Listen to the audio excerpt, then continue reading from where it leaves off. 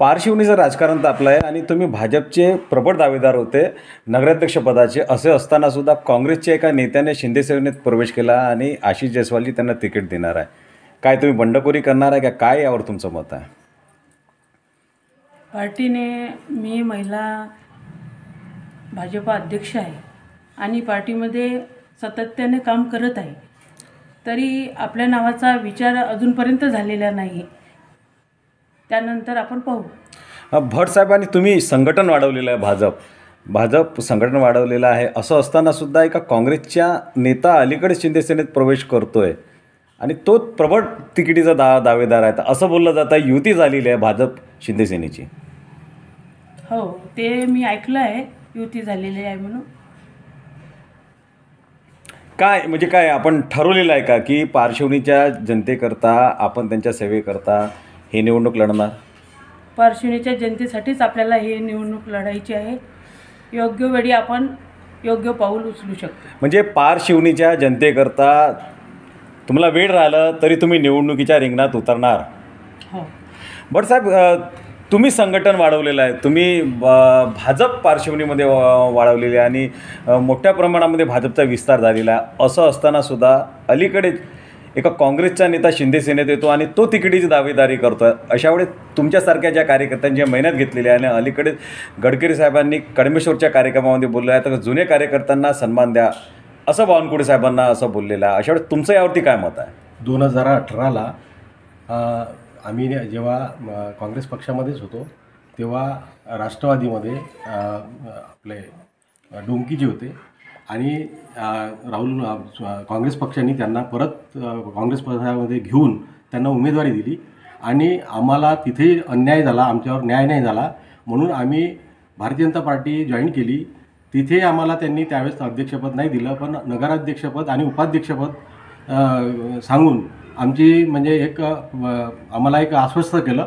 त्यानुसार आम्ही भारतीय जनता पार्टीमध्ये सातत्यानं चांगले पदं घेऊन आणि ग्राउंड लेवलवर बूथ लेवलपासून आम्ही कामं केले. एक माणूस आम्ही भारतीय जनता पार्टीशी जोडला आणि त्याच्यानंतर सन्माननीय आमचे राज्याचे मंत्री महोदय सन्माननीय चंद्रशेखर बावनकुळे साहेब हे म्हणतात की जेव्हा सर्वे होईल तो सर्वेनुसार आपण उमेदवारी जाहीर करू, माझ्या भोवताल येऊ नका. आपल्या जनतेने सन्माननीय अनिता प्रमोद भड यांचा जनतेचा कौल तो पूर्ण दिलेला आहे, परंतु तो अनादर करून बाहेरून एक काँग्रेसचा उमेदवार आयात करून शिंदे गट आमच्यावर तो काँग्रेसचा उमेदवार तो लादत आहे, ज्याचं काही अस्तित्व पारशिवनीमध्ये राहिलेलं नाही आहे. अशा प्रकारचा व्यक्ती आम्हाला तो लादत आहे. त्याच्यामुळे आमचा हा आक्रोश आहे की आमचा विचार करण्यात यावा, अन्यथा आम्ही आमची भूमिका जनतेमध्ये मांडू. पारशिवनीचे मतदार नाराज आहेत. ते म्हणतायत की काँग्रेसचा शिंदे सेनेने का बरं उमेदवार दिला आहे, म्हणजे संभाव्य उमेदवार म्हणून त्यांनाकडे का बघितलं जात आहेत. म्हणजे भाजपचे इथे प्रबळ दावेदार होते, भट दाम्पत्य आहेत, ते प्रबळ दावेदार असताना त्यांच्याकडे दुर्लक्ष काय केलं जातं, त्यांना काय डावललं जात आहे. आता सन्माननीय आपले राज्यमंत्री महोदय आशिषजी जयस्वाल साहेब यांची आणि आमच्या भारतीय जनता पार्टी यांच्यामध्ये बैठक झाली आणि ही सीट आम्ही शिंदे सेनेला देत आहे.